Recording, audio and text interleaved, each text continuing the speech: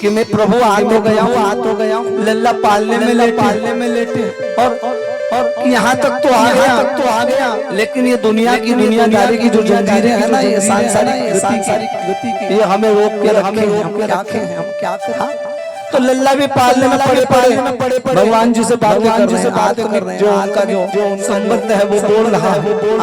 लल्ला कह रहे हैं कि यही हाल हमारा भी है जी, हम क्या करें, दुनियादारी में पड़ गए क्या करें। वो कह रहे यही हाल हमारा है, हम क्या कर सकते, अच्छा बताओ। अब कोई 6 दिन का 7 दिन का जो बालक है वो तो चल के दौड़ कर तो आएगा, तो आपके पास लेके तो कोई ना कोई आएगा ही, तभी आपकी गोद में आएंगे। हाँ, एक काम मैं कर सकता हूँ, क्या रो सकता, इतना कर सकता। और ऐसा कहते हो लल्ला ने तो जोर से रोना शुरू कर दिया। और जैसे ही लल्ला रोया वैसे ही मैया ने देखा, अरे और लल्ला जब रोया तो मैया ने देखा ये आज तक तू इतना रोया नहीं, जितना आज तक नहीं रोया, कितना रो रहा है। तो माँ ने सोचा ये जब से बाबा है ना इस घर में, हाँ, ये इसके कदम अच्छे नहीं, इसी की वजह से लल्ला रो रहा। हाँ, अब तो मैं बिल्कुल भी नहीं दिखाऊंगा। हाँ, लो कर लो। महादेव ने कहा पासा उल्टा पड़ गया भाई। लल्ला सोचने लगे ना तो रोया इसलिए था कि मैया उठा के ले जाएगी, और ये तो उल्टा हो गया। अब क्या करें। कहा भगवान इससे ज्यादा मेरे कुछ नहीं कर रो सकता था, मैं रो गया, लेकिन माँ ने तो सोचा तुम्हारे कदम जो है अच्छे नहीं है, इस वजह से लल्ला रोया। अब क्या करें, हमको जो करना है आपको करना है, मुझे मैं कुछ नहीं करूँ। कहते महादेव हट्टी बाबा बन गए। हट्टियों बाबा ने धारण किया, अपनी समाधि लगा वहीं बैठ गए और समाधि लगा के कहते हैं पितासी जाके मैया से कह दो या तो बाबा को लल्ला के दर्शन करा दो, नहीं तो 12 साल की समाधि यहीं लगा दो। हाँ, दासी गई दौड़ी, दासी कह रही मैं तो अच्छी में कभी इधर कभी वहां जाकर के दासी ने कहा मैया बाबा तो बड़ा हट्टी मानता नहीं है। वो कह रहा है अगर नहीं मानोगी, लल्ला को नहीं दिखाओगी तो मैं यही 12 साल की समाधि लगा। हाँ, अब मैया सोचने लगी कि बाबा कहीं सच का बाबा हुआ तो हाँ तो एक काम कर तो चुपचाप दूसरे रास्ते से जा और जाके सांडिल्य महाराज को घर नहीं होंगे, उनकी पत्नी जो देवी पूर्णमासी उन्हें बुला। हाँ, वो बताएंगी क्या नहीं करना। वो दौड़ी गई और माता पूर्णवासी आई। और जैसे ही माता पूर्णवासी ने आके महादेव को देखा, वो तो पहचान गई, ये तो महादेव ने संकेत कर दिया, नाना बताना नहीं। बस जाकर के लल्ला के दर्शन करवाओ। और जैसे ही पूर्णवासी भीतर गई, जाकर के माँ यशोदा से कहती है देवी यशोदा तेरे आंगन में ये महादेव बिल्कुल साक्षात ऐसे हैं जैसे महादेव वही कैलाशपति, ये उन्हीं के गण लगते हैं। हाँ, और जैसे ही पूर्णमासी माता ने कहा तो वो समझ गई कि तो झूठ नहीं। उन्होंने कहा कि इनको लल्ला दिखाएगी, लल्ला जो है उसकी नजर ये उठा, हमसे कहिए। और महाराज मैया ने लल्ला को तैयार किया और बाघ का नाखून पहना दिया गले में। कहा कहीं नजर ना लग जाए। बाघ का नाखून बना के मां लाई है और बोली कि लल्ला रो रहा है लगातार, देख लो आपको कहने से ले जा रही हूँ। हाँ, बस बाबा को कह देना एक बार देखें और बस अपने यहाँ से प्रस्थान करें। और महाराज जैसे ही लल्ला रोते पहुंचे ना तो जैसे ही मेरे प्रभु महादेव और सामने मेरे प्रभु बाल रिश्तेदार दोनों ने एक दूसरे को देखा और जैसे ही देखा वैसे ही लल्ला बसे मिला करके हंसने लगे। वो तो जोर से हंसने लगे, अभी तक तो रो रहे थे और जोर से हंस रहे हैं। और जैसे वो हंसने लगे तो मैया ने देखा ये तो महान आश्चर्य हुआ इस बाबा ने जैसे लल्ला को देखा ये तो हंसने लगा। मैं व्यक्त चिंता कर रही थी कि बाबा की कदम खराब है, अरे इनकी तो दृष्टि बड़ी पवित्र लगती है। और आज से पहले ऐसे लल्ला को हंसते नहीं दे, जैसा ये हंस रहा है। और माँ भलैया ले रही है और वो बाबा से कह रही कि बाबा देखो महादेव भी देख के लल्ला को मनी मन कह रहे हैं कि देखो यहाँ तक तो आ गए, लेकिन ये 7 गज की दूरी अभी भी है, ये भी मिट जाए तो अच्छा हो।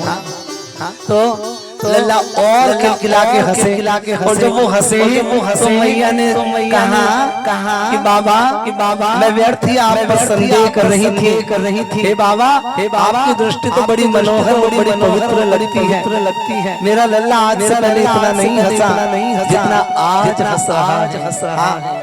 और मैं तो बस यही कहती हूँ तुम यही गोकुल में बस जाओ। तुम कहोगे मैं तुम्हें गौशाला दे दूंगी, मैं तुम्हें आश्रम बना के दे दूंगी। हे बाबा तुम जो कहोगे तुम्हें वो दे दूंगी। बस जब भी मेरा लल्ला रोए तुम आगे अपनी दृष्टि दिखा दिया। इतना कम जब भी मेरा लल्ला रोए बस तुम एक बार उसे अपनी दृष्टि दिखा देना, वो ऐसे ही हंसने लग जाएगा। हाँ भाई यही बात है। महादेव ने कहा मैया देखो लल्ला कभी नहीं रोएगा, लल्ला ऐसे ही हंसता रहेगा। और उसके लिए मुझे यहाँ आश्रम बनाने की भी जरूरत नहीं है, क्योंकि मैं एक ऐसा मंत्र जानता हूँ जो मैं लल्ला के कान में बोलूंगा तो वो कभी नहीं रोएगा। प्रेम से कहिए हमेशा ऐसे ही हास्यास्पद बना रहेगा, ऐसे ही मुस्कुराता। हाँ तो फिर देर क्यों करते हो? कन्हैया को बाबा की गोदी में दे दिया, जल्दी से कान में बोल दो। और जैसे मेरे कन्हैया भगवान महादेव की गोद में आए वैसे ही भगवान के नेत्रों से प्रेम निकला और भगवान के चरणों पे बाल कृष्ण लाल की नेत्रों से प्रेम निकलने लगा। दोनों नयन सजल हो गए। और उस समय मेरे प्रभु ने कान में मेरे प्रभु बाल कृष्ण लाल को कहा कि हे प्रभु मुझे आने में विलंब हो। देवता लोग तो गर्भ स्तुति कर गए, सबने आपका स्वागत किया, लेकिन मैं समाधि में था।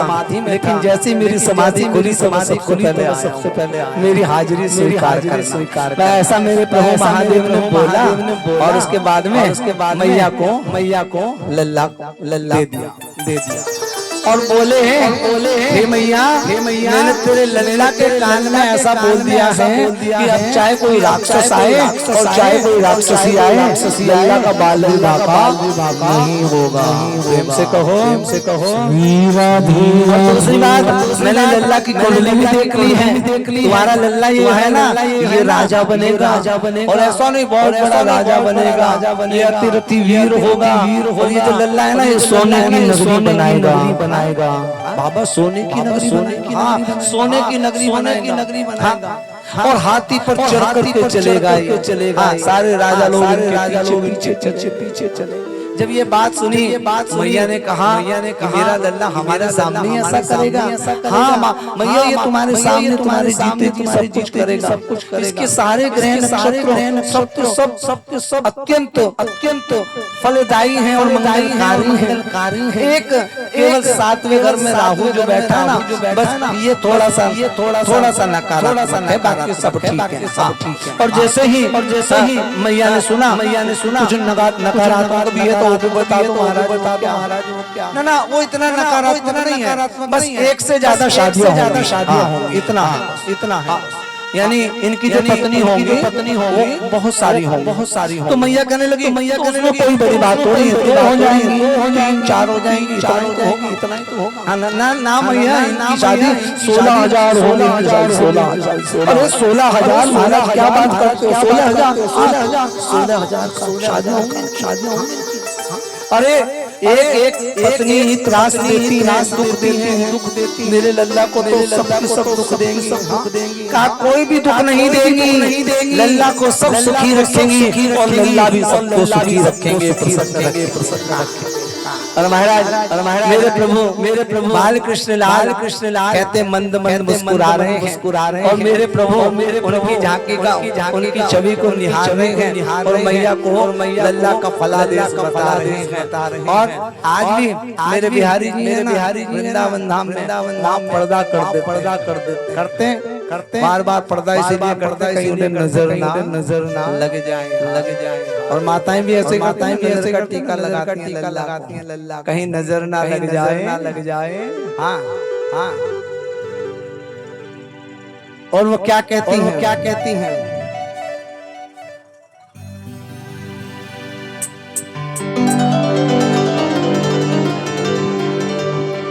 ओ मोटी जैनन गीत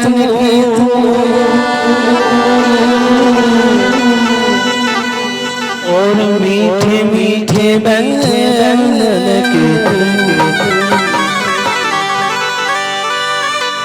सावली सूरत के तू और प्यारी मोहिनी मूरत की तू ओ कजरा रे मोटे तेरी नैनी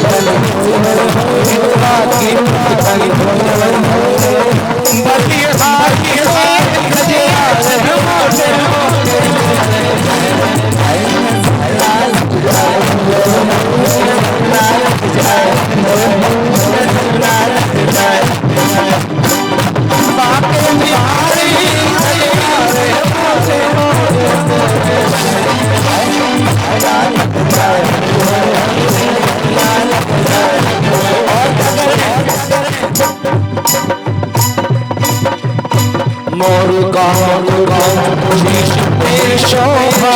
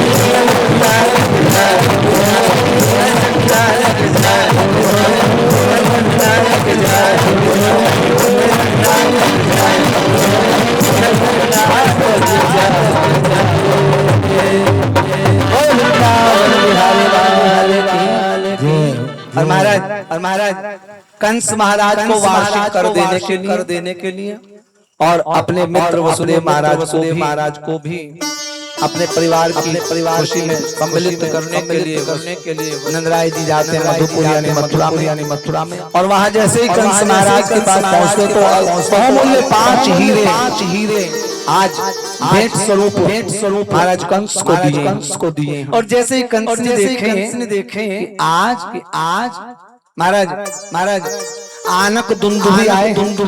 नंदराय जी का एक नाम है आनक दुंदुभी। जिस समय नंदराय जी का जन्म हुआ था ना उस समय दुंदुभिया बजी थी तो इसीलिए उनका नाम आनक दुंदुभी भी है। जब वो पहुंचे हैं तो कंस ने कहा आओ आनक दुंदुभी आओ। हाँ, और जैसे वो बहुमूल्य हीरे देखी कंस ने उसने कहा इस बार कुछ ज्यादा अच्छी फसल हुई है महाराज। ऐसे बहुमूल्य हीरे तो हमने देखे नहीं। तब नंदराय जी कहते हैं कि आपके आशीर्वाद से हमारे घर में लल्ला भयो है। और जैसे ही कंस महाराज ने सुना तो आज कंस भी बड़ा आनंदित हो गया और उसने आशीर्वाद दिया कि मैं तो आपके लल्ला को यही आशीर्वाद देता हूँ कि उसके सारे शत्रुओं का नाश हो जाए। और महाराज सबसे बड़ा शत्रु और महाराज मामा ने आशीर्वाद मामा तो है जो माँ से भी बड़ा है। माँ 2 बार माँ तो वो कौन है मामा। तो मामा ने आशीर्वाद दिया। आशीर्वाद तो लगेगा पक्की बात है।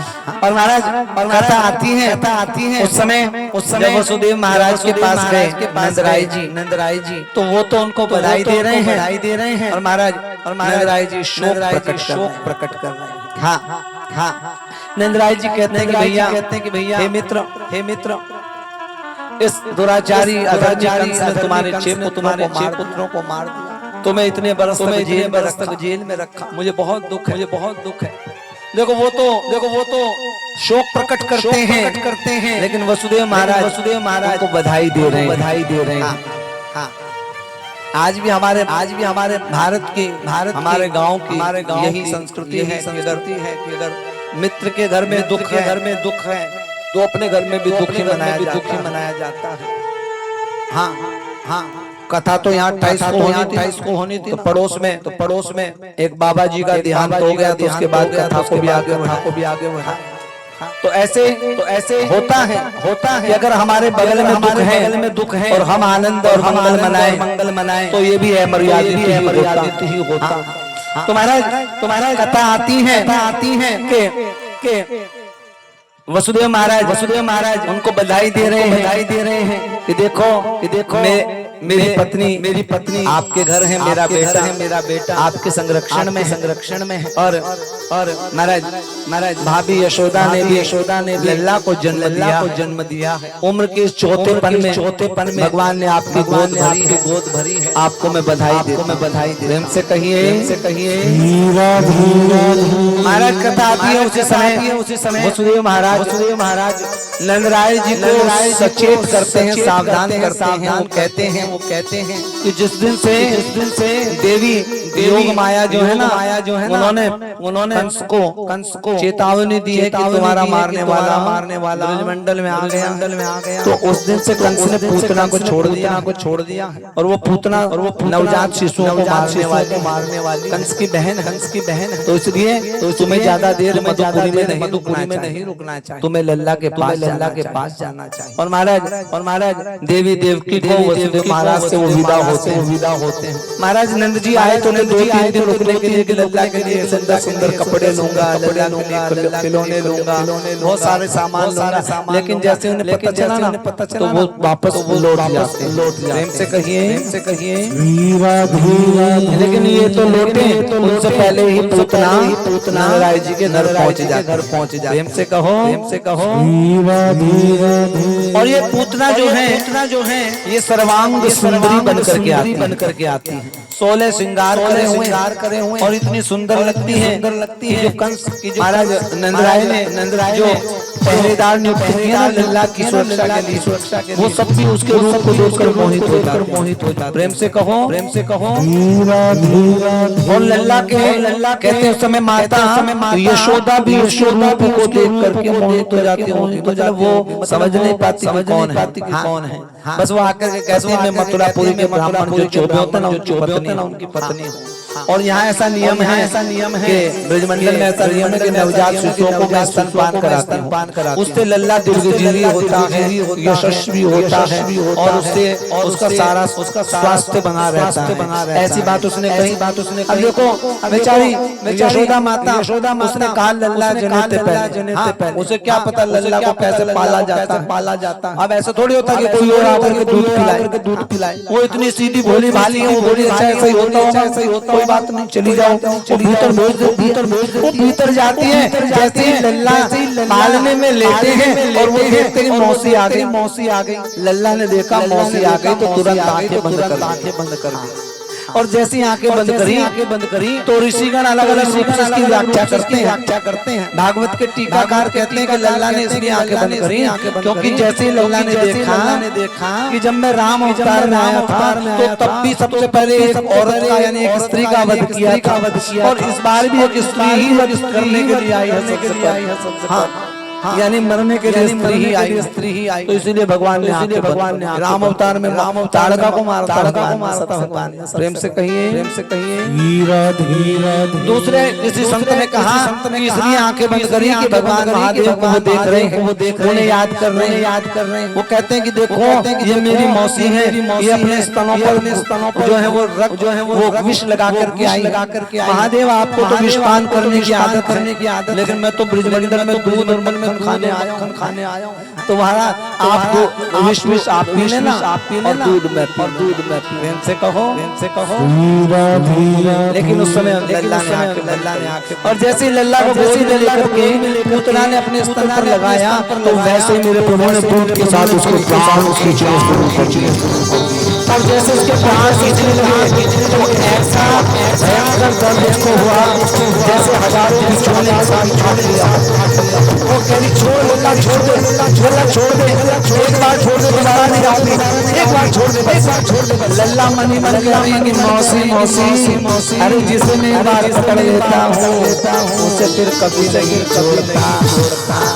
अब देखो जब ये राक्षस लोग होता है ना मरने वाले तो अपने असली रूप में आ जाते। तो जैसे ही ये मरने वाली हुई ना वैसे असली रूप में आ गई थी। तो 16 सुपुरी बनकर के भीतर वहां से राक्षस बनी हुई, लंबे दांत है और काला सा शरीर है, आंखें फटी हुई और बावली के समान नेत्र, रूखे सूखे बाल, लंबे नाखून और महाराज जीभ से निकाल के ऐसे चली के आ रही है। लल्ला उसके स्तनों पर लटके हुए है और मैया ने देखा गई तो भीतर बहुत सुंदर सी थी, कौन आई कबर के बाहर। उन्होंने देखा मेरा लल्ला, अरे मेरा लल्ला पालने में नहीं है, लल्ला कहाँ है? लल्ला को ले गई। और जैसे ही वो पीछे पहरेदार जोड़ रहे हैं, आदिवासी जोड़ रहे हैं, जब लल्ला को देखा कि लल्ला को राक्षसी हो गई तो वैसे ही मैया मूर्छित हो जाती है। और मेरे प्रभु भी ये सोच रहे हैं कि इसको यहाँ नहीं मारना, यहाँ मारूंगा तो राक्षसी हजारों तोड़ देगी, सबको दबा देगी। जंगल में ले जाते हैं और सूखे वृक्षों के बीच में ले जाकर के मेरे प्रभु उसको प्राण कर लेते हैं। और जैसे पूतना प्राण निकलते हो वैसे ही जैसे वृक्ष टूट कर गिरता है वैसे ही धराशायी हो जाता है। सैकड़ों वृक्षों को तोड़ती हुई मानव भगवान ने उसकी चिता भी तैयार कर दी है और मेरे प्रभु उसके छाती पर खेल रहे हैं। निवासी लोग दौड़े आते हैं, सीढ़ी लगाकर के भगवान को उतारते हैं। और जैसे ही मैया के पास ले जाके मैया मूर्छित जैसे ही मैया की गोद में लल्ला आते हैं तो माँ लल्ला को चूमने लग जाती है। जैसे नाग को अपनी खोई हुई मनी मिलती है, जैसे गायों को अपना खोया हुआ बछड़ा मिल जाता है वो उसको चाटने लगती है, ऐसे ही मैया ने लल्ला को दिया उसे चूमने लगे। तो बूढ़ी गोपियां वहां खड़ी हुई थी, वो कहने लगी छोड़ दे लल्ला को छोड़ दे, अरे राक्षसी से लग के आया है, पहले इसको नहलाएंगे गोमूत्र में, इसको गोदूत से, इसको गंगा यमुना जी के जल से नहलाएंगे, उसके बाद गौ माता से झाड़ा लगाएंगे, उसके बाद में फिर लल्ला को ले और फिर वो ले जाते हैं सीधे भगवान का स्नान होता है, अभिषेक होता है, गौ माता की गौ से झाड़न होता है। और गोपियां कहती है कि लल्ला के ऋषिकेश महाराज लल्ला के चरणों की रक्षा करो, हे दामोदर लल्ला के हाथों की रक्षा करो, हे नारायण लल्ला की आंखों की रक्षा करो, हे राम लल्ला के कंधों की रक्षा करो, हे वामन लल्ला की पीठ की रक्षा करो। और ऐसे कहते कहते लल्ला के नाम लिए जा रही, लल्ला के नाम भी ले रही है और नजर भी मेरी उतारे जा रही है। महाराज उस समय ब्रजमंडल में बड़ा आनंद हुआ है कि लल्ला को जीवन दान मिला। जैसे नंदराय जी वापस आए, नंदराय जी ने आकर के देखा तो उन्होंने सैकड़ों हजारों का दान किया और वहीं पर ब्रजवासी गोप वालों के साथ मिलकर के पूतना की देह का अंतिम संस्कार कर दिया। सुखदेव महाराज कहते हैं कि जैसे ही पूतना का अंतिम संस्कार हुआ तो उसकी देह से सुगंधियां उड़ने लगी। हाँ, और उन सुगंधियों ने चारों तरफ का वातावरण अत्यंत मनोहारी और सुगंधित कर दिया। वो सुगंध भी अलौकिक थी। हाँ, महाराज कहते हैं उनकी बातों को सुनकर उस समय परीक्षित महाराज संदेह करते हैं और सुखदेव महाराज से पूछते हैं गुरुदेव ये लोग जो राक्षस होते हैं ये तो अभक्ष्य का भक्षण करते हैं। हाँ, तो फिर ऐसा क्या हुआ जो पूतना की मृत देह से सुगंधियां उड़ने लगी। हाँ, तब सुखदेव महाराज कहते हैं कि हे राजन बालकों की तरह सोचना बंद करो। हाँ, कथा सुनते हुए तुम्हें 4 दिन हो गए। प्रेम से कहो अरे जिसको मेरे भगवान का स्पर्श मिल गया हो क्या वो अभी भी राक्षसी है? जिसको स्वयं जिसके स्तन को भगवान ने जिसके स्तन पान करा हो वो भला राक्षसी रह जाएगी। अरे स्तनपान किसका होता है? स्तनपान माता का होता है और माता का स्तनपान होकर के भगवान ने पूतना को माता के जैसी गति दी है। हाँ, और जिसे मेरे भगवान का संग और स्पर्श मिल गया वो राक्षस थोड़ी ना रह जाएगा, उसका तो सारा अंतःकरण पवित्र हो जाएगा, उसके तो जन्म मिट जाएंगे। आता है गोस्वामी महाराज कहते हैं एक घड़ी आधी में बुनियाद तुलसी संगति साधु हरे कोटि अपराध। एक घड़ी का मतलब कितना होता है? एक घड़ी का मतलब होता है 24 मिनट। कितनी? 24 मिनट। और आधी घड़ी यानी 24 का आधा 12 मिनट। और वो कहते हैं आदि में बुनियाद या तो 24 मिनट भगवान का दर्शन करो, चर्चा करो, उतना नहीं कर सकते तो आधा करो, यानी 12 मिनट। और कहते अगर 12 मिनट का भी आपके पास समय नहीं है तो आदि में बुनियाद यानी 6 मिनट भी आप भगवान की चर्चा करें, सत्संग करें, पूजन करें, ध्यान करें। तो तुलसीदास कहते हैं हरे कोटि अपराध हमारे करोड़ों अपराध भगवान हर लेते हैं, क्षमा कर देते हैं। अगर केवल 6 मिनट भी भगवान का संग मिल जाए, सत्संग मिल जाए, सत्संग तो सोचिए कितनी देर भगवान का संग मिला, उसके तो जन्म जन्मांतर के पाप दूर हो गए। और ये जो पूतना थी, ये राक्षसी हुई जरूर है, लेकिन पूर्व जन्म में भगवान ने इसको वरदान भी दिया। ये पूर्व जन्म में महाराज बलि की बेटी रत्नमाला थी। जैसे ही मेरे प्रभु वामन रूप बना करके महाराज बलि के यज्ञ में पहुंचे, उस समय उनके सुंदर से स्वरूप को देख करके इसके मन में ऐसी कामना हुई कि मैं भी ऐसे ही पुत्र को जन्म दूं और ऐसा ही पुत्र हो और वो मेरा स्तनपान करे। तो भगवान समझ गए, तो भगवान ने उसकी जो कि अंतर्यामी है उसको तथास्तु बोलते। और जैसे ही मेरे प्रभु ने जब बलि से 3 पग पृथ्वी का दान लिया और अपना विराट रूप बनाया, 2 ही पग में सारे लोग में नाप दिया। कहते उस समय इसको इतना क्रोध आया कि ऐसे बेटे को मैं विष देकर के मार महाराज। उस समय भगवान ने कहा कोई बात नहीं, स्तनों में विष लगा कर ये आए कि भगवान ने ऐसा ही किया। दोनों इसको वरदान दिए और ये रत्नमाला दोनों ही बातों को पूरा किया। और ये रत्नमाला जो पूतना माता के जैसे इसको गति भगवान ने इसको मुक्त किया। प्रेम से कहिए। अब लल्ला 27 दिन के हो गए। कितने 27 दिन के। और देखो जो गोपियां हैं ना, ब्रजवासी गोपियां, गोकुलवासी, ये हर समय मैया के घर में रहने। हाँ, मैया इन्हें जबरदस्ती शाम को भेजती कि भाई बहनों अब तो चली जाओ। हाँ, लेकिन कौन जाना चाहे?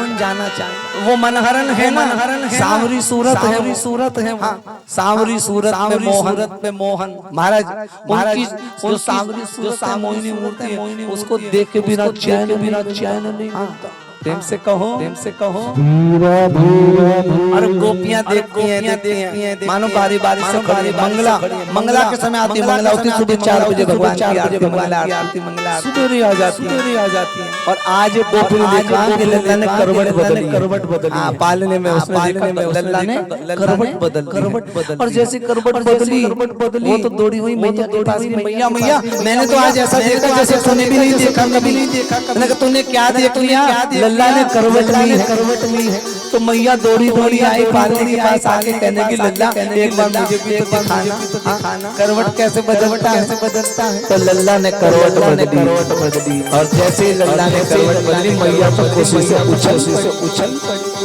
आज तो घर में उत्सव होगा, खूब मंगल गान होगा। लल्ला ने करवट ली है। और ब्रजमंडल में महाराज गोकुल में नंदराय जी के यहाँ तो रोज उत्सव होता है। आज तो महाउत्सव हुआ। और गोपियां सज धज के आई। मेरे कन्हैया छकड़े के नीचे रखा है पालना है। वहीं पर बाल खड़े सुंदर पकवान नैवेद्य का भोग लगाया जा रहा है। और गोपियां गा रही हैं, वो क्या कहती हैं? सांवरी सूरत पे मोहन दिल दीवाना हो गया। सांवरी सूरत पे मोहन दिल दीवाना हो गया। सांवरी सूरत पे मोहन दिल दीवाना हो गया।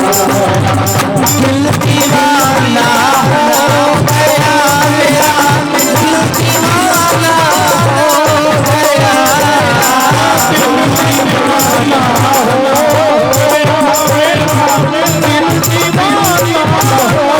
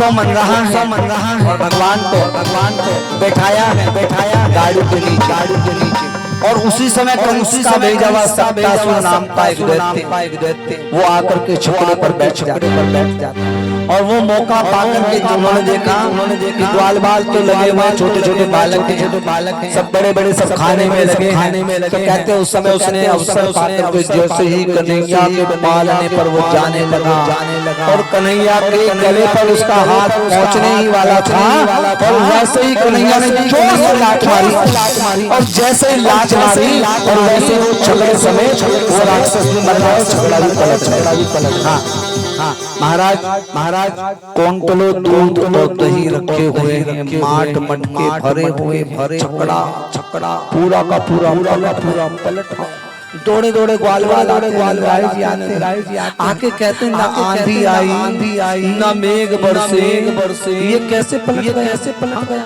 तो छोटे ग्वाल वालों ने जिन्होंने ये दृश्य देखा था ना छोटे बच्चों ने उन्होंने कहा लल्ला ने पाँव मारा हमने देखा है अपनी आंखों से देखा है अब लल्ला इतना सा इतना बड़ा राक्षस है और साथ में जो इतना बड़ा छकड़ा है तो उन्होंने सोचा बच्चे हैं छोटे इन्हें क्या लेकिन बच्चे कह रहे नहीं हमारा विश्वास करो लल्ला ने पाँव मारा है हमारे सामने तो आज नंदराय जी ने सांडिल्य महाराज को बुला करके लाखों गौओं का दान करा है कि आज विधाता ने मेरे रक्षा कर राक्षस से प्रेम से कहिए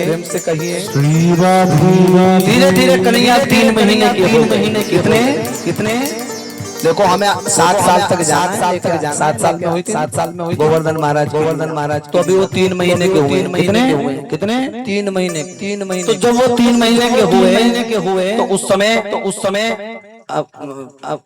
महाराज सर्दी आ गई कौन सा महीना चल रहा है मगसर का महीना भादव में होता ना कार्तिक मंगसिर और पोष का महीना चल रहा और पोष के महीने में दिन की जो धूप होती है वो सुहावनी लगती है ना सर्दी का महीना होता है सुहावनी लगती है तो मैया तो दिन में लेके बैठी है कन्हैया को धूप में और लल्ला की मालिश कर रही होती है उसी समय कंस का भेजा हुआ तृणामृत नाम का जो राक्षस है वो बवंडर का रूप बना करके आ रहा है मेरे प्रभु अंतर्यामी सब कुछ जानते हैं उन्होंने देख लिया कि गोकुल में आ लिया है मेरे घर आने वाला तो महाराज अब क्या करूं मैया के सामने तो मार नहीं पाऊंगा तो लल्ला ने क्या किया लल्ला ने अपना वजन बढ़ाना शुरू कर दिया लल्ला मैया की गोद में वो इतना भारी हो गया कि मैया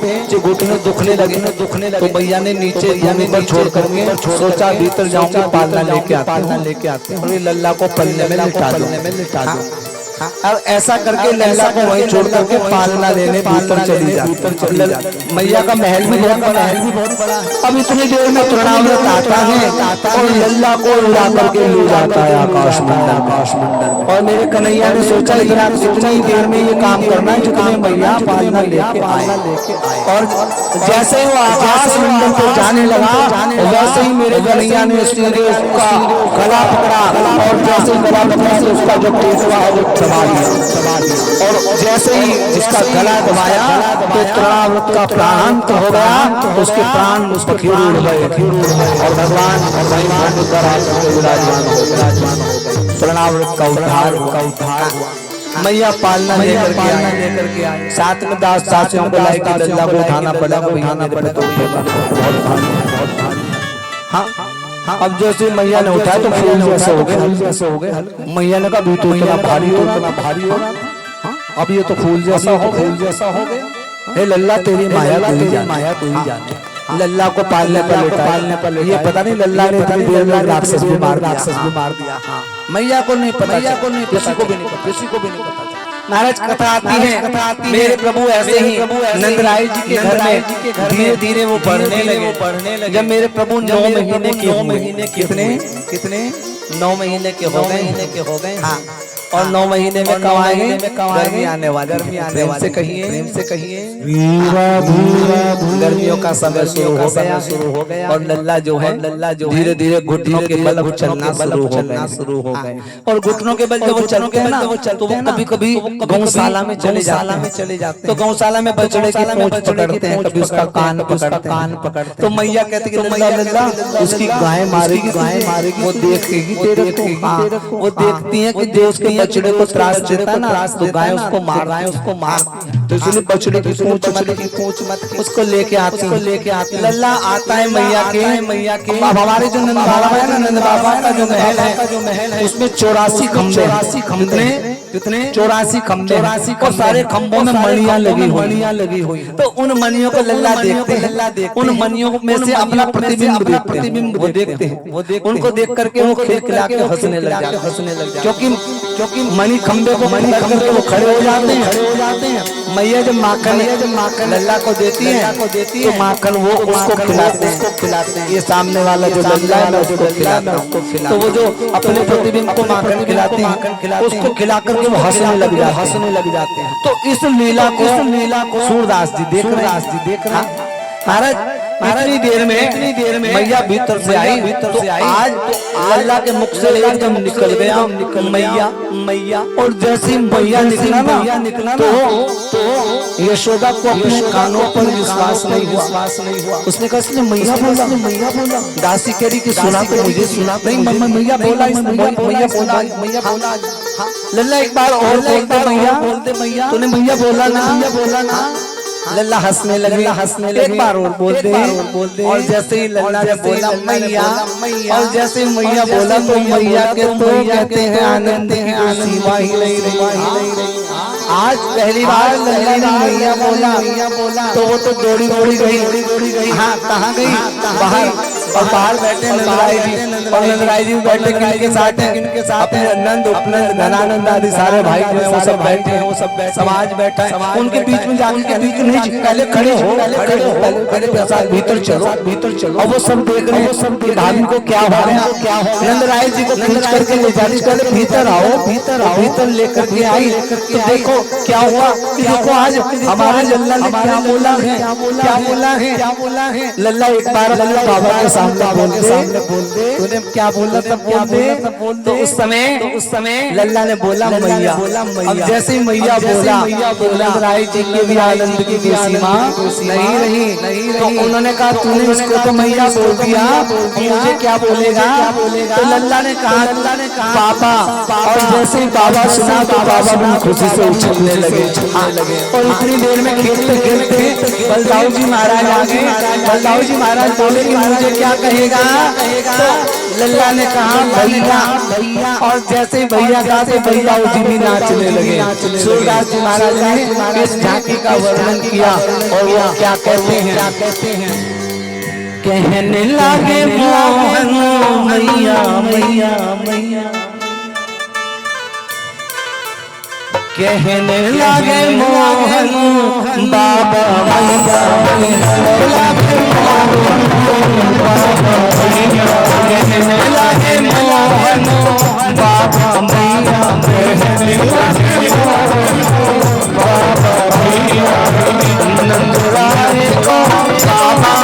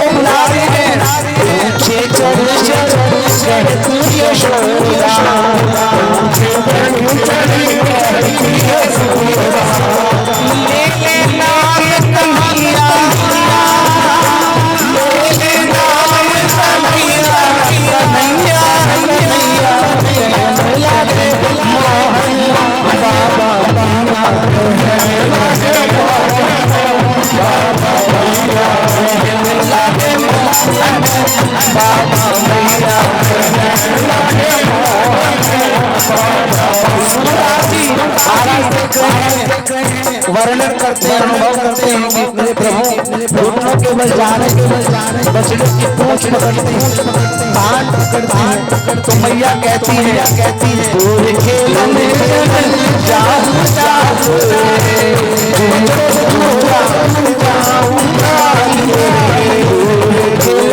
खेलने जाऊं लाल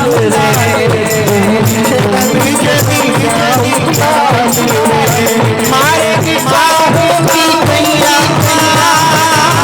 मारे की बाहों की भैया भैया रे भैया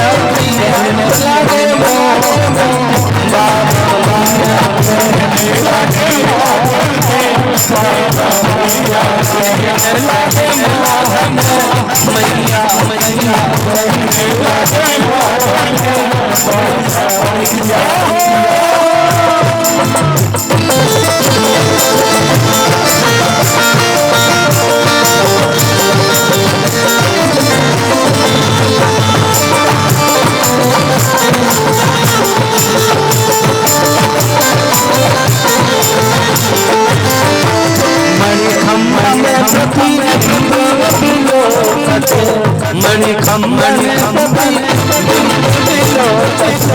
नाच तुम्हारी कन्हैया नाच तुम्हारी कन्हैया कन्हैया कन्हैया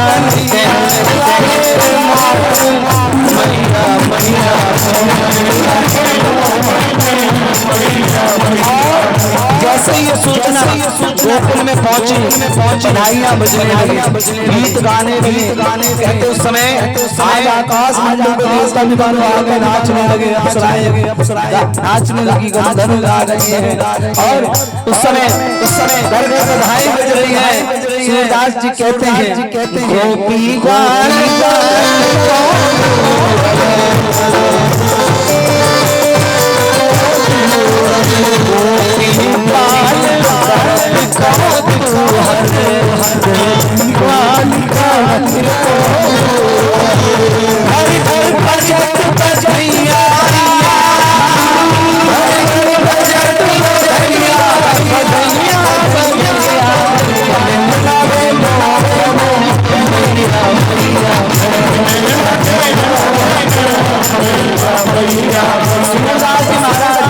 इसका अनुभव करते हुए लिखते हैं सुनबा दर्श को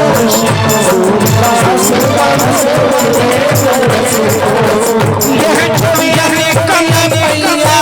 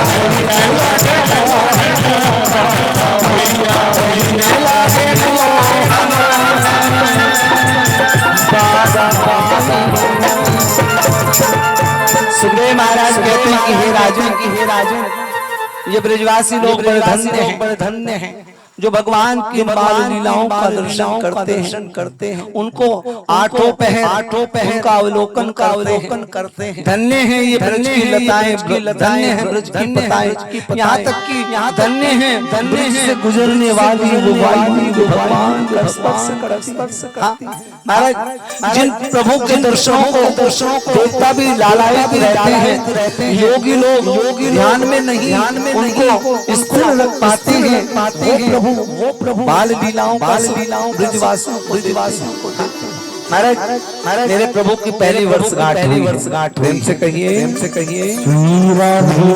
अच्छा देखो ये भी आश्चर्य की बात भगवान का पहला जन्मदिन धूमधाम से नहीं प्रेम से कहो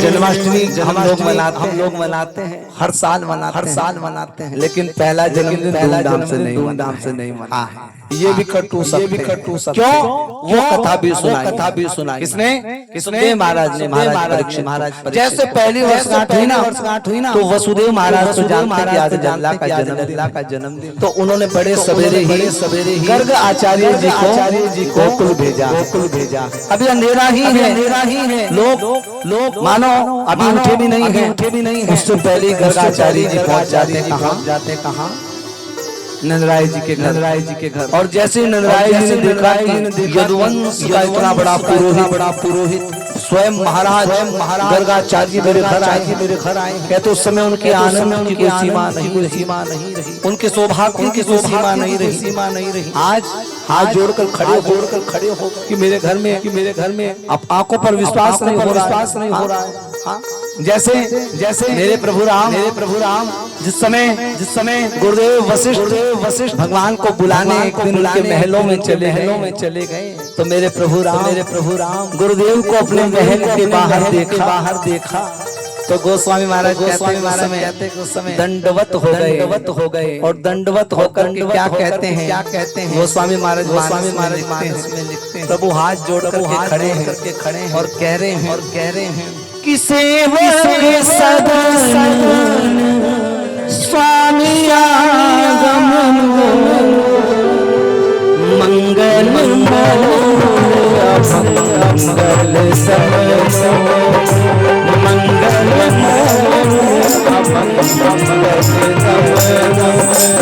सेवक सदन स्वामी आगमन सेवक सदन स्वामी आगमन मंगल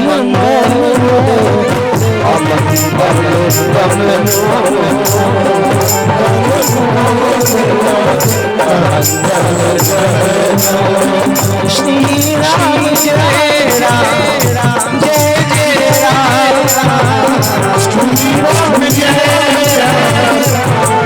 श्री राम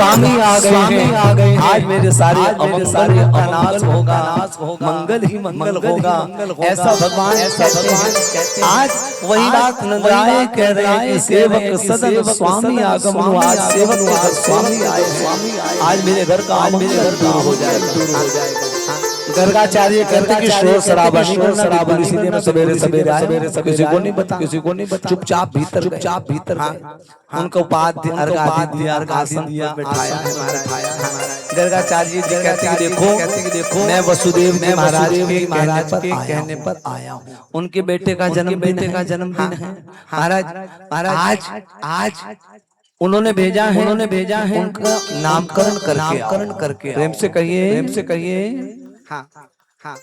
आज वसुदेव महाराज के जो बेटे हैं जो रोहिणी के पुत्र हैं उनका नामकरण उसी समय राय जी कहने लगे कि प्रभु आपकी अगर कृपा हो तो आज हमारे बेटे की भी वर्षगांठ आप उसका भी नामकरण प्रेम से कहो गर्गाचार्य जी कहते हैं कि नामकरण मैं कर दूंगा लेकिन आप ब्रजवासी लोग जो है ना खास तौर से आप हाँ आपके घर में उत्सव होते हैं नामकरण में तभी करूंगा जब नामकरण बिल्कुल सीधा साधा हो किसी को पता नहीं चले नंदराय जी ने कहा देखो मैं तो हाँ करूंगा पर इनकी माताएं नहीं माने एक बार माताओं से पूछा वो दौड़े भीतर जाके कहते हैं कि लल्ला का आज जन्मदिन है तो इतने बड़े संत आए हमारे घर में वो कह रहे कि नामकरण करेंगे। तो माता कहते तो क्या हुआ हो जाएगा अच्छी बात का वो कहते हैं कि मेरी एक शर्त है नामकरण में तभी करूंगा जब आप बिल्कुल शोर शराबा नहीं शांत होकर के बिल्कुल तरीके से नामकरण कराएं। तब यशोदा माता कहने लगी कि हम नहीं कराएंगे भैया हमारे लल्ला का नाम उसकी पहली वर्ष है और हम उसका नाम से कराएंगे। ऐसा थोड़ी होता है कह दो महाराज जी से कोई बात नहीं हम तो लल्ला का नाम कर अपने शांडिल्य महाराज से कराएंगे कोई बात। तब वसुदेव महाराज राय जी आते वो कहते कि इनकी माताएं नहीं मान लीजिए हम तो तैयार हैं। तब उस समय नंदराय जी को संबोधित करते वो कहते सुनो मुझे कोई आपत्ति नहीं आप महोत्सव बनाओ लेकिन मैं गुप्त तरीके से आया हूँ। जैसे ही ये बात कंस को पता लग गई कि मैंने यहाँ आकर तुम्हारे लल्ला का नामकरण किया है तो उसके मन में ये संदेह नहीं अभी विश्वास हो जाएगा कि उसको मारने वाला नंदराय के घर में पैदा हुआ और वो तुम्हारे लल्ला को त्रास देगा तुम्हारे लल्ला के लिए प्राणघातक। इसलिए मैं कहता हूँ कि नामकरण गुप्त करने से महाराज उस समय जैसे ही जाकर के नंदराय जी ने ये बात यशोदा जी को रोहिणी जी को कही तो वो तत्काल मान गई। उन्होंने कहा कोई बात नहीं हम तो भैया गौशाला में कर लेंगे जाके नामकरण हमारे लल्ला के प्राण चाहिए हमें। और देखो लल्ला का नामकरण गौशाला में गैयों के बीच वहीं पर बैठे महाराज गर्गाचार्य रोहिणी गोद में बलराम जी बैठे हैं यशोदा जी के कन्हैया बैठे हैं और यजमान बनकर बैठे हैं नंदराय जी और महाराज यहीं पर बैठे हैं गर्गाचार्य जी ने हवन किया और उसके बाद में अयम ही रोहिणी पुत्र ये जो रोहिणी के पुत्र हैं जो रोहिणी की गोद में बैठे हैं ये बल में बलधारी होंगे और महाराज इनका नाम बलभद्र होगा। इनका दूसरा नाम राम होगा बलराम। हाँ संकर्षण के माध्यम से ये यहाँ आए हैं इसलिए इनका एक नाम संकर्षण होगा। आगे चलकर के और कई नाम होंगे। महाराज ये जो यशोदा की गोद में बैठे हैं आकर्षणी जिनको देख करके सहज ही आकर्षण होने लगता ये एक युग में रक्त वर्ण बनकर के आए एक युग में प्रश्नी माता गर्भ से श्वेत वर्ण होकर के आए हैं लेकिन इस युग में ये श्यामल आए हैं। तो इसलिए इनका नाम कृष्ण होगा। आकर्षणेति कृष्ण इनका नाम कृष्ण होगा। बोले कृष्ण कन्हैया लाल की। क्योंकि एक बार इनका जन्म वासुदेव महाराज के यहाँ भी हुआ। इनका एक नाम वसुदेव से कहिए और महाराज इनके अनेकों नाम होंगे और जैसे मेरे प्रभु के नैन गर्गाचार्य जी के नैनों से मिले वैसे वो तो समझ गए तो नारायण और वो बोलने जा रहे थे कि ये तो साक्षात नारायण जैसे बोलने वाले वैसे ही कन्हैया ने चुप कर दिया कि बाबा अभी नहीं बोल प्रेम से कहो अभी नहीं। तब गर्गाचार्य जी ने कहा कि देखो जिन्हें तुम अपना बेटा मान रहे हो ना इनको तुम अपना जनावा मत समझो। ये स्वयं नारायण स्वरूप है। प्रेम से कहिए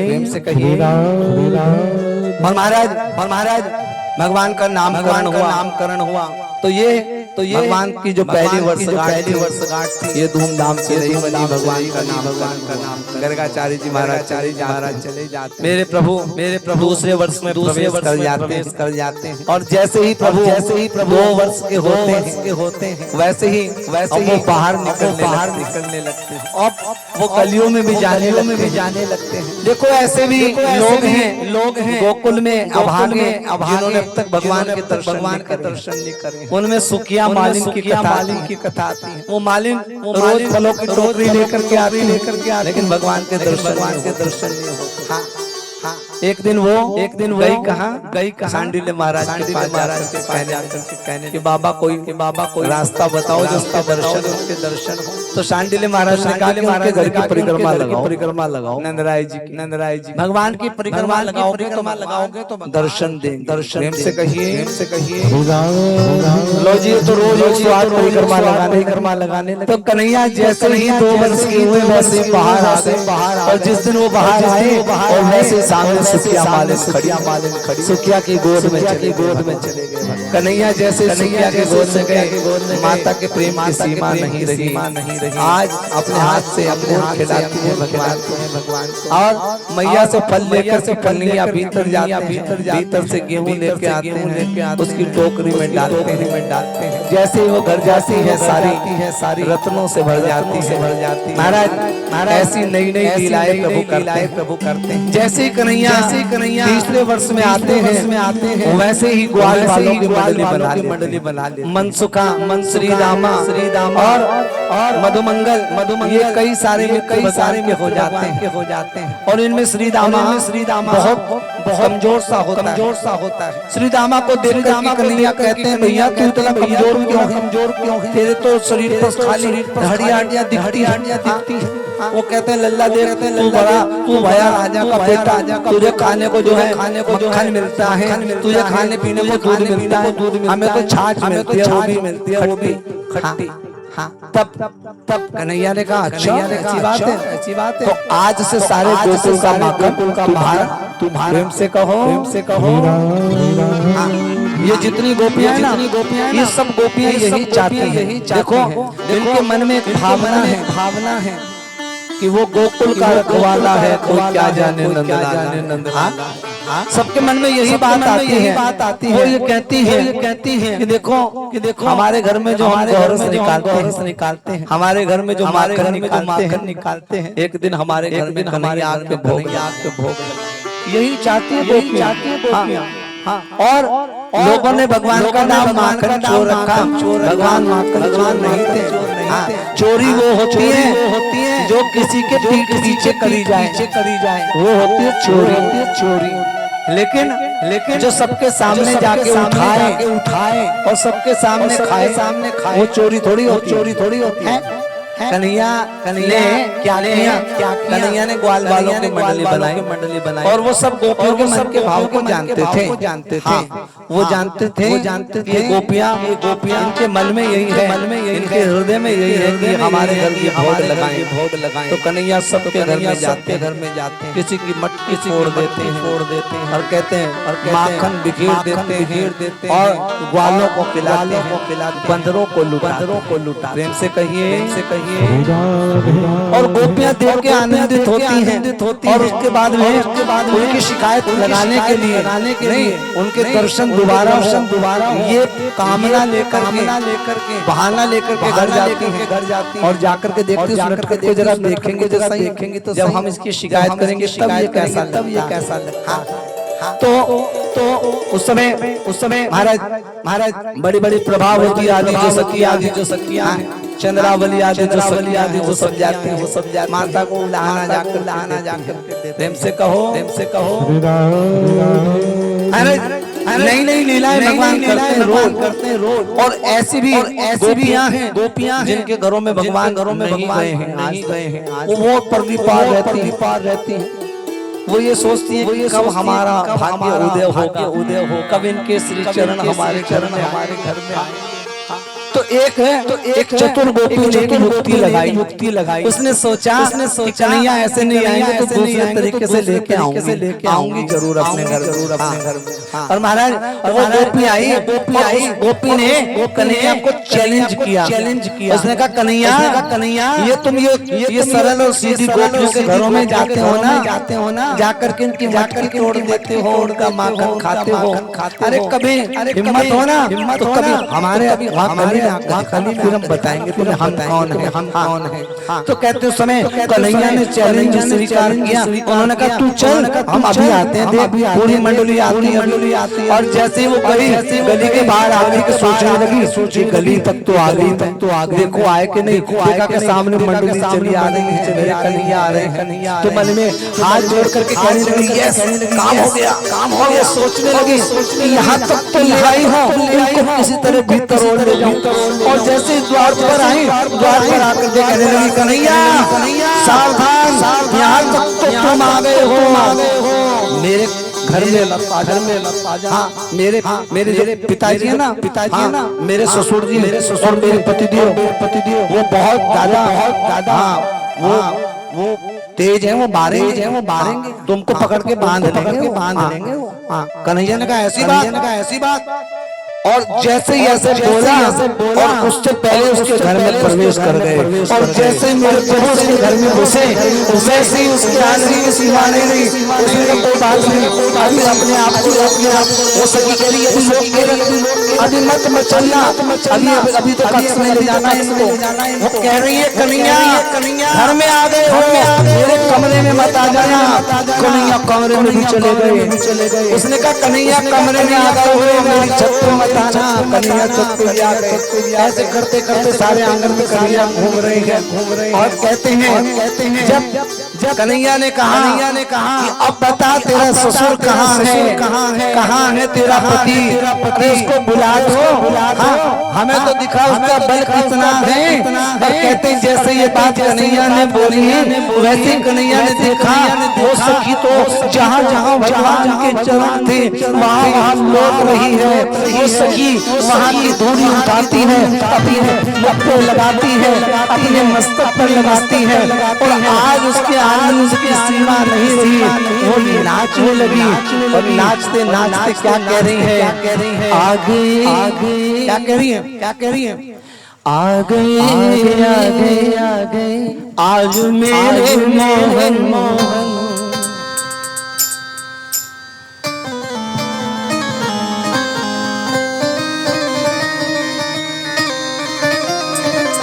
आप ऐसा अनुभव करें कि हमारे घर में आए हैं।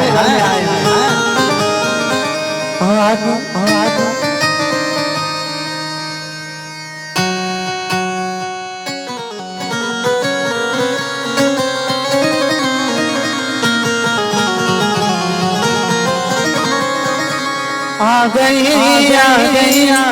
आज मेरे मोहन, आज मेरे जमीन नहीं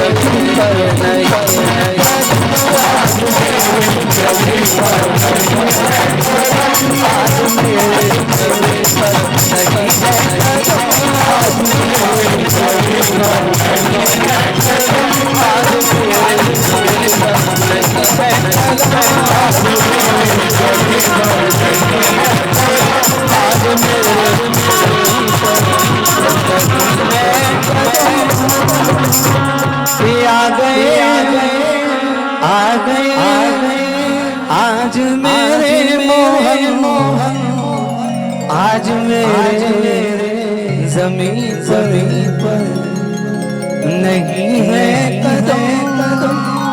ऐसे ही नहीं मेरे प्रभु करते जैसे प्रभु चौथे साल में आए हैं वैसे ही गोपियां एक दूसरे से कहती हैं कि आली ये देख ये जो सांवरी सूरत है ना ए आली ये जो मोहिनी मूरत है ना ये ऐसी मधुर है ये ऐसी मधुर है जो एक बार एक को देख लेता है वो उन्हीं का हो जाता है। और हम इनको देखती हैं हम इनको देखती हैं तो सुध बुध भूल जाते हैं। हम क्या करें हर समय इन्हीं के ध्यान में रहती हैं। हे देवी मेरे घर में सत्यनारायण जी की कथा प्रभावती कहते घर में सत्यनारायण जी की कथा। ये नटखट आया और चौकी पर आके बैठ गया। प्रेम से कहो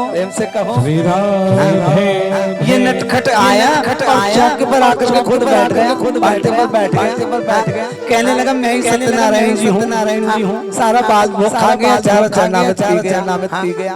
हमारे घर में वर्षगांठ मैं और मेरे पति इसे रात को आया मेरे पतिदेव की दाढ़ी और मेरी चोटी दोनों बांध गया।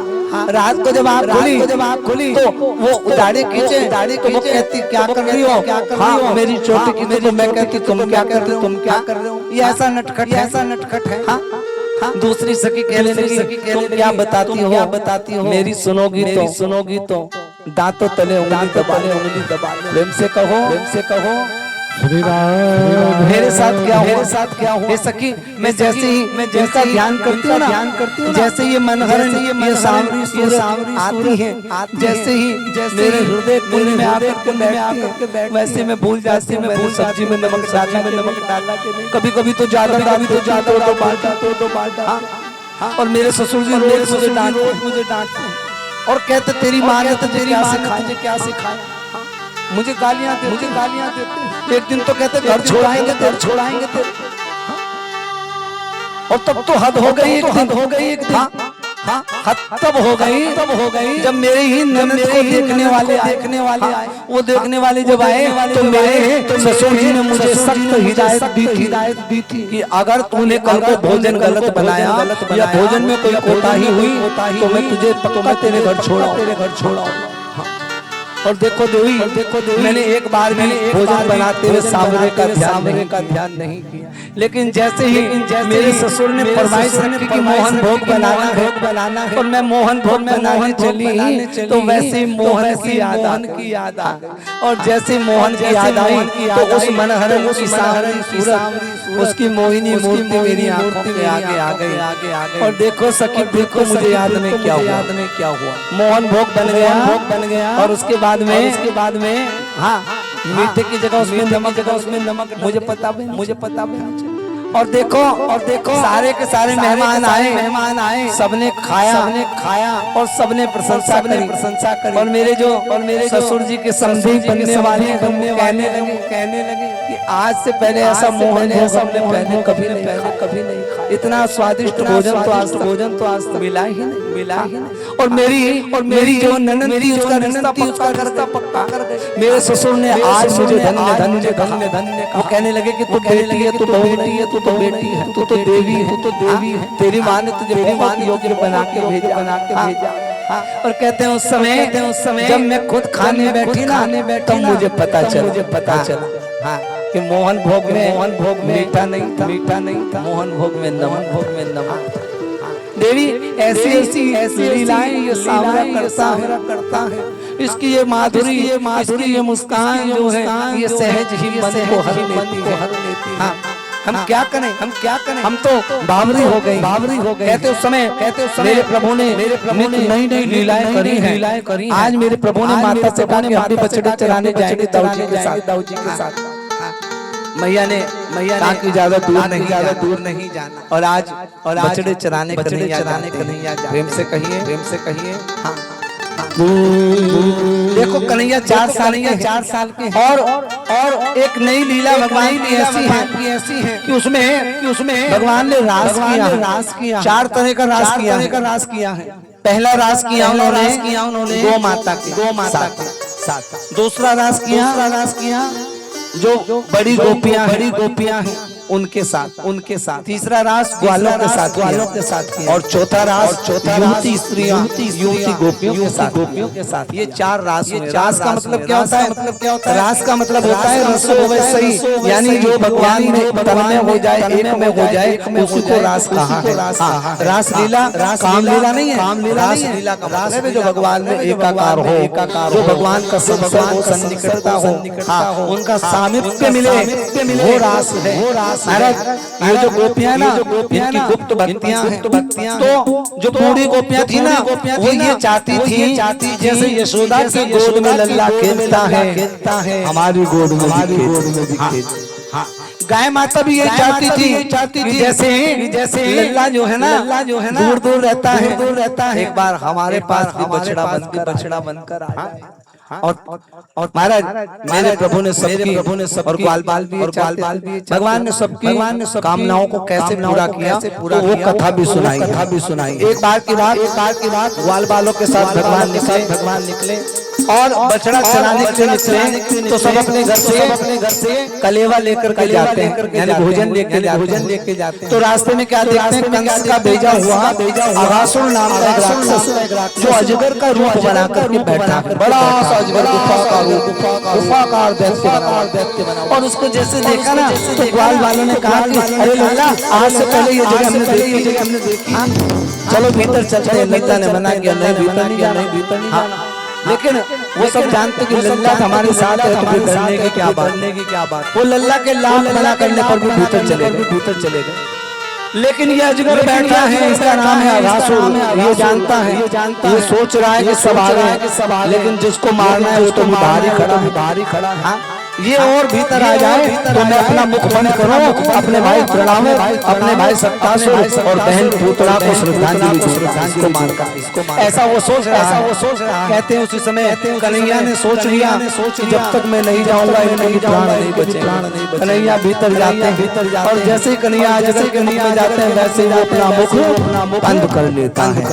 सारे के सारे ग्वाल कन्हैया से कहने लगे लल्ला हमारी रक्षा करो, लल्ला हमारी रक्षा करो। लल्ला ने उस समय अपने शरीर का आकार इतना बढ़ाया कि कहते भगवान उसके ब्रह्मरंध्र को खोल करके बाहर निकल जाते हैं और अघासुर का प्राणांत हो जाता है। सारे के सारे ग्वाल अजगर के मुख से बाहर आ जाते हैं। प्रेम से कहो अब सारे के सारे लल्ला तूने हमारी रक्षा, आज के बाद हम कभी नहीं मना करेगा, हम नहीं जाए। लेकिन लल्ला एक बड़ा ऐसा काम हो गया। हम सब जो घर से खाना लाए थे ना वो सारा का सारा तो रह गया। हम तो वहीं उसके दांतों को खूंटियां समझ करके टांग दिए थे, झोले तो वहीं रह गए। अब क्या करें? तो उस समय लल्ला ने देखा कि सामने मधुमंगल खड़ा। प्रेम से कहो मधुमंगल जो है लल्ला का सखा है और सांडिल्य महाराज का बेटा। मधुमंगल को कहा मधुमंगल तुम जाओ, आज तक तुम्हारे घर से कुछ भी नहीं आया खाने, तुम लेकर के। अब मधुमंगल सोचने लगा मैं तो खुद तुम्हारे घर खाता हूँ। वो कहता मैं ब्राह्मण का बेटा हूँ, मेरे पिताजी तो भोजन करते थे, वो फलाहार करते, मेरी माताजी भी फलाहार करती, वो तो समाधि में रहते। हमारे घर तो कुछ बनता ही नहीं, जो बनता है वो तेरे घर ही खाता हूँ। तो भैया मैं कहाँ से ला के दूं? नहीं मुझे कुछ नहीं पता, बहानेबाजी नहीं चलेगी, घर जाओ और कुछ लेकर के आओ खाने के लिए। कहते उस समय मधुमंगल दौड़ा घर गया, घर जाके माता पूर्णमासी को कहने लगा कि मैया लल्ला के लिए खाने को कुछ दो, पहली बार मांगा है इसने हमसे। तो मैया कहने लगी माता पूर्णमासी अच्छी बात है, लेकिन लल्ला से कहना कि लल्ला आज नहीं कल को देंगे। कल मैं खीर बना के भेजूंगी और दूध भी लल्ला के घर से मंगाऊंगी, जाके बोल दियो। लेकिन वो भी बाल हट कर बैठा। उसने कहा नहीं वो ऐसे नहीं मानेगा, कुछ ना कुछ तो देना पड़ेगा। कहते उस समय सारे घर में वो ढूंढने लगा, तो कुछ नहीं मिला। तो 2 दिन पुरानी जो छाछ थी उसकी एक मटकी मिल गई। 2 दिन पुरानी छाछ की मटकी मिल गई। और महाराज वो तो उसे लेके दौड़ पड़ा और दौड़ा जब गया तो उसने जाके क्या देखा कि लल्ला को कोई जलेबी खिला रहा है, कोई मित्र जलेबी खिला रहा है। तो ये सोचने लगा कि लल्ला का तो स्वाद बिगड़ जाएगा, मैं जलेबी को ऊपर ये खट्टी छाछ पिलाऊंगा लल्ला को जाकर। तो कहते हैं लल्ला को मैं ये नहीं दूंगा। ऐसा सोच करके मधुमंगल वहीं रुक गया और उस मटकी को छिपाने लगा। लल्ला ने दूर से देख लिया कि मधुमंगल घर से कुछ लेके आया खाने के लिए और छिपा रहा है। तो लल्ला ने कहा मधुमंगल मैया ने कुछ भेजा है, लेकर के आ, छिपा मत। और कहते हैं उसी समय मधुमंगल सोचने लगा ये तो मैं कतई नहीं दूंगा, तो करती है। तो लल्ला खड़ा हुआ, जैसे ही लल्ला दौड़ा वैसे ही मधुमंगल ने सोचा कि ऐसे तो नहीं होगा। वो मुंह लगाकर उसको पीने लगा। खुद पी जाऊंगा लेकिन लल्ला को नहीं दूंगा, सारी पी जाऊंगा, खट्टी छाछ सारी पी जाऊंगा। कहते हैं जैसे ही दौड़ा कन्हैया आया, कन्हैया ने देखा कि उसके मुख से छाछ गिर रही है। कन्हैया उसके मुख को चाटने लगा और जिस समय उसका मुख चाटने लगे तो मधुमंगल के नेत्रों से जल गिरने लगा, वो रोने लगा। आकाश मंडल से इस दृश्य को ब्रह्मा जी भी देख रहे थे। ब्रह्मा जी सोचने लगे कि ये वही अवतार है जिसकी हम वंदना करने। अरे ग्वालों का झूठा खाता है तो झूठा खाने वाला भी भगवान हो सकता। कहते उस समय ब्रह्मा जी ने परीक्षा करी, सारे बच्चों को हर करके ले गए, गुफा में बंद कर दिया। वो सोचने लगे अगर ये पार ब्रह्म परमेश्वर होंगे तो अपनी माया से इतनी बछड़े बना लेंगे। आज कन्हैया को कहा ग्वालों ने आके लल्ला हमारे बछड़े नहीं मिलते, न जाने कहाँ चले गए। तो लल्ला गया ढूंढने के लिए बछड़ों, तुम रुको मैं ढूंढ के लाता। और इधर लल्ला तो बछड़े ढूंढने गए और ब्रह्मा जी ने इधर ग्वालों को भी पकड़, सबको गुफा में बंद कर। अब ना ग्वाल है और ना बाल है, ना बछड़े हैं। अब लल्ला ने देखा ना बछड़े हैं ना ग्वाल है। वो समझ गए ये जो बूढ़ा ब्रह्मा है ना, इसके भी मन में थोड़ा अभिमान आ गया। वो समझ गए। तो कन्हैया ने जितने बछड़े हैं उतने ही अपने रूप बना दिए, उतने बछड़े बने। और जितने ग्वाल हैं उतने कन्हैया ने ग्वाल बाल बन गए। यहाँ तक कि ग्वालों के हाथ में जो लकुटी है वो भी कृष्ण है। ग्वालों ने जो पीतांबर ओढ़ा है वो भी कृष्ण है। जो कमली है वो भी कृष्ण है। और बछड़ों के गले में जो घंटी है वो भी कृष्ण। हर कोई कृष्ण। आज जब बछड़े घर पहुंचे तो आज गईयों ने पहचान लिया ये बछड़े नहीं है, ये तो हमारे प्रभु। आज उनको चाट रही है। आज कहते हैं दूध देती थी जो आज दूध की बाल्टियां भरने लग गई, अपने आप दूध बह रहा है, दूध की नदियां बहने लगी। और जैसे ही ग्वाल बाल गए गोपियों की गोद में जाते हैं तो आज माताओं का जो वात्सल्य इतना बढ़ गया जो इससे पहले इतना आनंद मेरे प्रभु ने दिया। और कहते हैं इधर तो महाराज ब्रह्मा जी के कुछ क्षण ही बीते थे, लेकिन भूमंडल पर 2 साल बीते। कितना एक साल और इसी एक साल के बीच में सांडिल्य महाराज ने आकर कह दिया कि अगले 12 वर्ष तक कोई भी मुहूर्त नहीं है, विवाह नहीं है, अगले 12 वर्ष। इसलिए सब अपने बच्चों से सगाइयां कर दो। तो देखो सबकी सगाइयां हो गई, लेकिन जितने भी ग्वाल वाले थे वो सारे कन्हैया ही थे। कन्हैया के साथ ही सबकी सगाई हो जाती है। और जब कन्हैया के साथ सगाई हो गई ना, गोपियों की सगाई हो गई और वो सबकी सब मांग भर रही, सबकी सब मेहंदी लगा रही है, सबकी सब गा रही है। क्या कह रही है? मैंने मेहंदी लगाई कान्हा तेरे नाम की, मैंने मेहंदी लगाई कान्हा तेरे नाम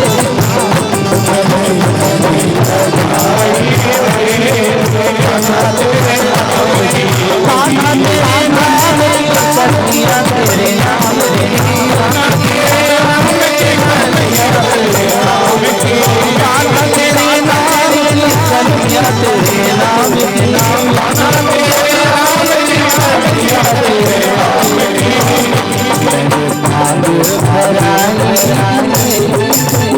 तेरे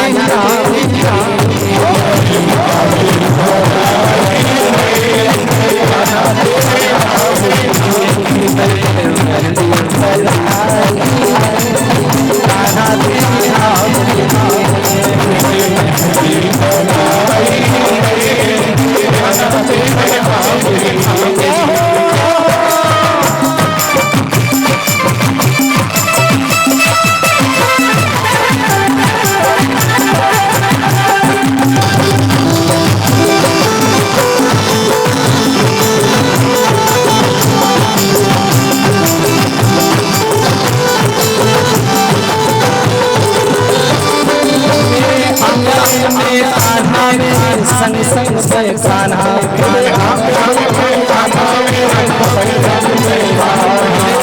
संग में कान्हा में कान्हा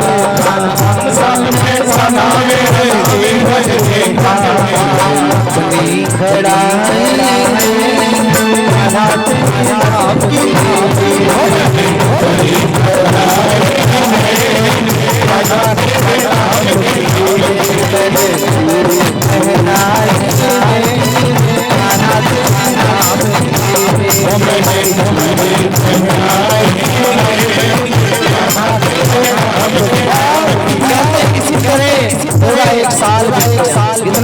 एक बरस अब ब्रह्मा जी ने आकर के देख लिया, अरे हमने तो इनको वैसे ही संदेह किया, ये तो पार ब्रह्म परमेश्वर। ब्रह्मा जी ने आकर भगवान की स्तुति कर, भगवान से क्षमा याचना करी। भगवान ने ब्रह्मा जी को अभयदान किया।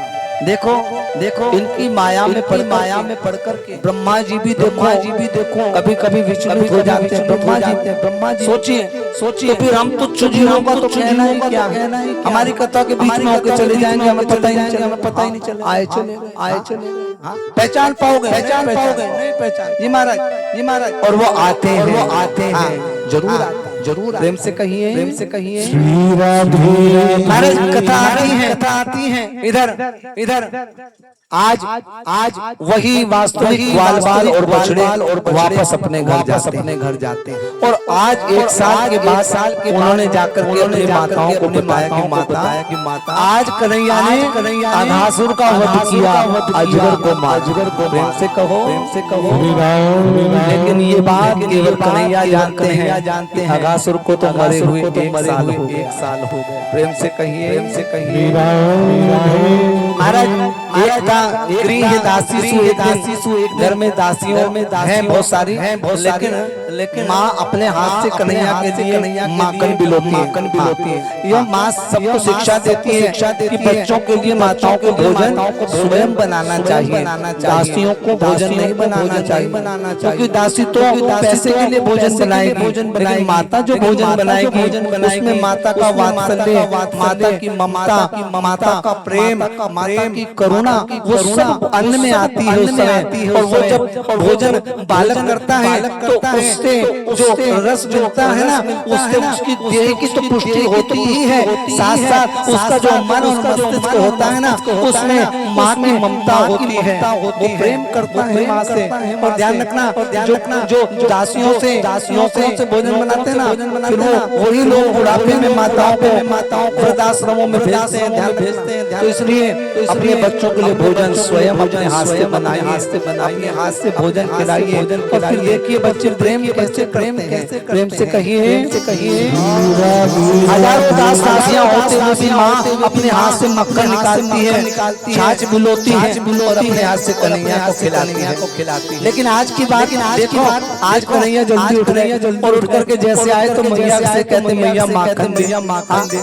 और मैया ने कभी बिलो रही हूँ बेटा, नहीं मुझे अभी दे। और कहते कन्हैया को कोई लीला करनी है तो उन्होंने ढेला उठाया और जाकर के सीधा मटके में मारा। और वो मटका भी इतना दादी सास के हाथ से रखा हुआ, वो माठ का पूरा माठ वो पूरा जब वो फूट गया तो उसमें जो है कहते क्विंटलों दही थी उसमें, वो सारी बह गई। और महाराज जब वो बह गई, वो मक्खन निकलने लगा तो कन्हैया उसे उठा करके बंदरों को खिलाने लगा। माता ने देख लिया, माता ने आकर के कहा कि रोज तू दूसरों के घर चोरी करता है, आज तू अपने घर कर रहा है। रुक, मैं तुझे आज ओखल से बांधती हूँ। कहते उस समय मैया जैसे कन्हैया को पकड़ने चली तो कन्हैया तोड़ने लगी और मैया पीछे जाती है, कन्हैया आगे जाते। कहते वात्सल्य शक्ति तो कहते कि मैं इसे बांधूंगी, लेकिन भगवान की जो ऐश्वर्य शक्ति है कहते मैंने बंधने नहीं दूंगी। बिल्कुल वो कहते उस समय प्रेम की शक्ति जीत गई। हाँ, घर की सारी रस्सियां छोटी पड़ गई, लेकिन जो रस्सी बरसाने से आई थी उस रस्सी में भगवान प्रेम से कहो। और कन्हैया ने माँ तो भीतर गई और इधर कन्हैया खींच के ओखल को ले गए। कहा दो अशोक के पेड़ है जो शापित है, उनका नाम है नल और कुबेर। दोनों कुबेर के पुत्र हैं, शापित हैं, दोनों खड़े हैं बाबा के। जैसे उनको खींच करके घसीटा तो दोनों धड़ाम से नीचे गिर। और जैसे वो गिरे वैसे उनके पीछे दो देवता प्रकट हो गए। दोनों ने भगवान की स्तुति कहा कि हे प्रभु, हमें नारद जी ने श्राप दिया था, लेकिन ये श्राप नहीं, ये तो वरदान। ये तो बड़े बड़े ब्रह्मादेव देवता भी, बड़े बड़े योगी, यति, सन्यासी, संत महंत भी, जिन प्रभु के दर्शनों को नहीं पा सकते, उनकी बाल लीलाओं का सुख हमने देखा है। महाराज भगवान की स्तुति करके अंतर्धान हो जाते हैं। लेकिन जैसे नंद बाबा को पता लगता ना, वो आज माँ को बहुत डांटते हैं। वो कहते हैं कि पागल हो गई। अरे एक मटकी तो फोड़ी थी, क्या हो गया तूने लल्ला को बांध। आज देख, आज विधाता ने मेरे लल्ला की रक्षा। और मैया दौड़ी सीने से लगा। और महाराज जैसे ये दो अशोक के पेड़ गिरे ना, उसी दिन से महाराज नंदराय जी के मन में ऐसा आया, मन में जगह रहने योग्य नहीं रहने, या तो रोज उत्पात हो। तो उन्होंने मीटिंग बुलाई, सब लोग आए। 9 भाई सारे घनानंद आदि। तो सबसे छोटे उपनंद है, उन्होंने सहमति दी कि वृंदावन चलेंगे। वहीं गोवर्धन महाराज और श्री तलेटी में हरी भरी घास है, गैया चरेंगी। पास में ही यमुना माता जी, वहीं पर जल भी है। सब लोग श्री राम वृंदावन चल देते हैं। सबने गोकुल छोड़ दिया है, नंदगांव छोड़ दिया, सब कहाँ जाते हैं? श्री राम वृंदावन। बोलो वृंदावन धाम की।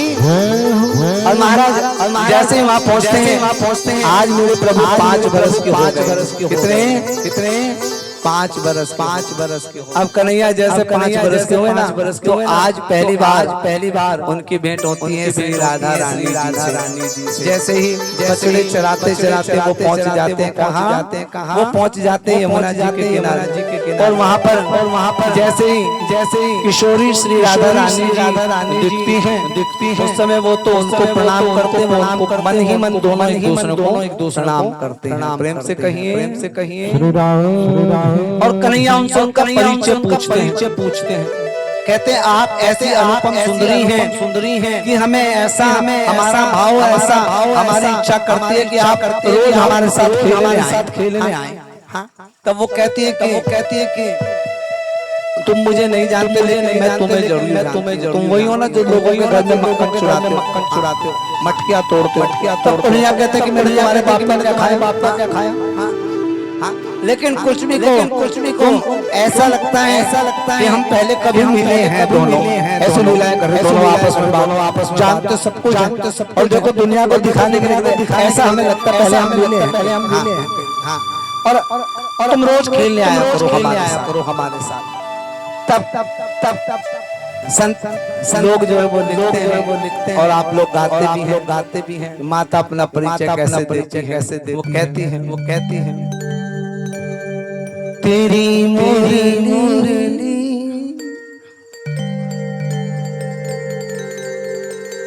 तीन नंबर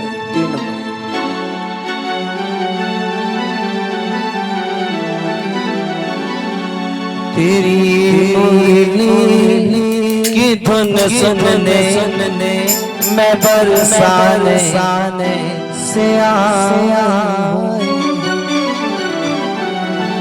मैं बरसाने से आई हूँ, मैं वृषभानु की जानी हूँ, मैं बरसाने से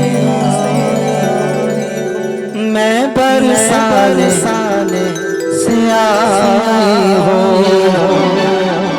तेरी मुरली की धुन सुनने मैं बरसाने से आई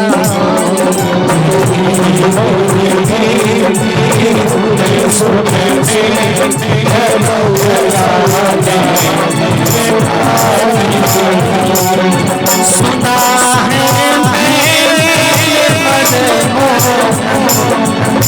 सुना है मेरे कन्हैया चराते हाँ कन्हैया चराते हाँ कन्हैया चराते मेरे मन बस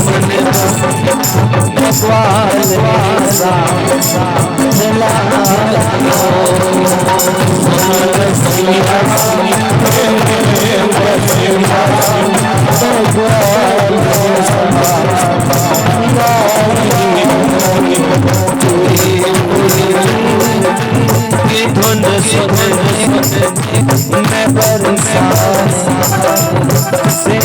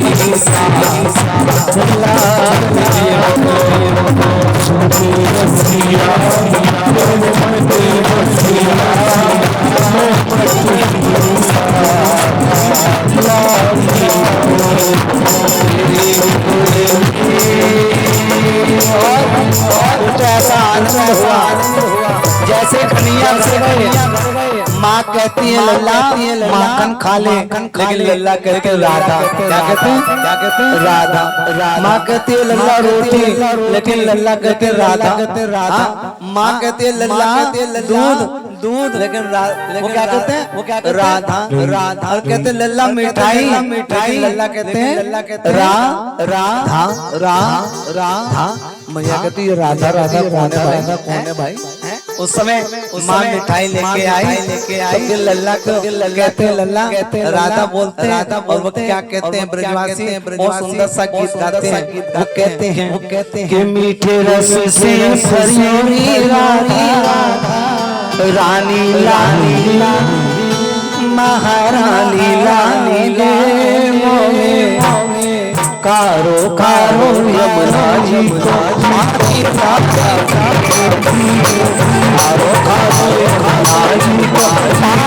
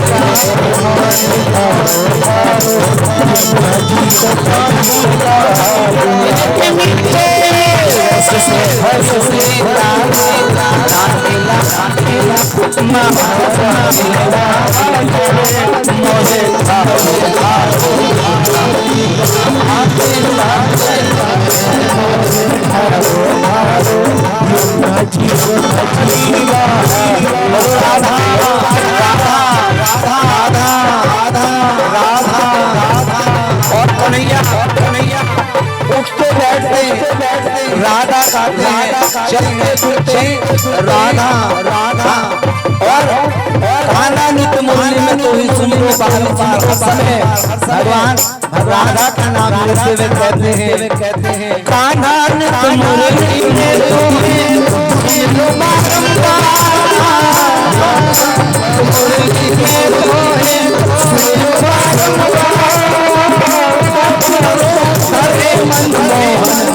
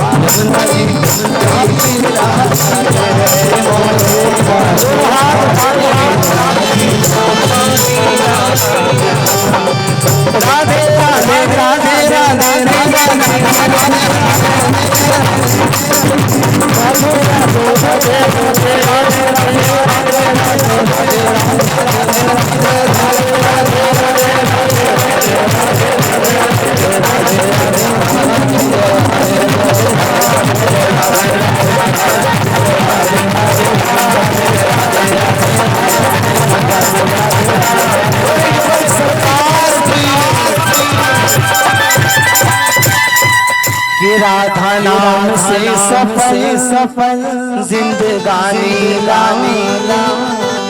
मोहे खारो यमुना जी पानी 5 वर्ष के मेरे प्रभु हो गए और 5 वर्ष में भगवान ने कौन सी लीला भगवान ने कालिया नाथ यमुना जी के यमुना निष्कासित हाँ उस कथा को भी सुनाया लेकिन जो कि हमें आज है कहाँ गोवर्धन महाराज की लीला। तो पहले गोवर्धन महाराज जी की लीला करेंगे हम लोग और उसके बाद फिर बाकी सब लीलाएं कल करेंगे। भगवान की लीलाएं तो इतनी हरि अनंत हरि कथा अनंत और ये तो ऐसा अमृत है ऐसे पीते रहो तृप्त होने वाले नहीं। लेकिन क्या करें जो घड़ी की सुइयां है ना ये हमारी सबसे बड़ी शत्रु है। ये वैसे नहीं बीतती लेकिन जब कथा में आते हैं तब ये ऐसे चलते हैं प्रेम से कहो फिर 2-4 फिर माताएं ऐसे देखती हैं आँख कर ले भाई आरती ऐसा सोचते हैं घर जाना है। तो इसलिए बाकी लीलाएं कल करेंगे। हम सीधे भगवान के 7 वर्ष की जो लीला है वो गोवर्धन महाराज जी की लीला की कथा करेंगे। बीच वाली जो 2 लीला 3 लीला रहेगी वो कल करेंगे। प्रेम से कहिए हाँ और सीधे गोवर्धन महाराज का पूजन ही करेंगे। भगवान गोवर्धन महाराज की कथा फिर आगे ही करेंगे सीधे उनका पूजन करेंगे। हमारे जो मुख्य यजमान है देवी बाबू मिथिलेश जी वो गोवर्धन महाराज जी की पूजा करेंगे और सभी परिवार के लोग महाराज जी की पूजा करेंगे। और गोवर्धन महाराज की पूजा से पहले आइए हम सब मिलकर के मोहन आएंगे दरवाजा खुला रखना दरवाजा खुला रखना। ये गोपियां कहती हैं एक दूसरे से वो गा रही हैं वो क्या कह रही हैं मोहन आएंगे। कौन आएंगे मोहन मतलब हमारे प्रभु मोहन पड़ोसी नहीं। तभी आप दरवाजा खुला रखा और मोहन आ जाए मेरे कहने से और कुछ खा के दे जाए मुझे दरवाजा कौन सा खोलना है दरवाजा अपने दिल का खोलना। क्या गा रहे हैं मोहन आएंगे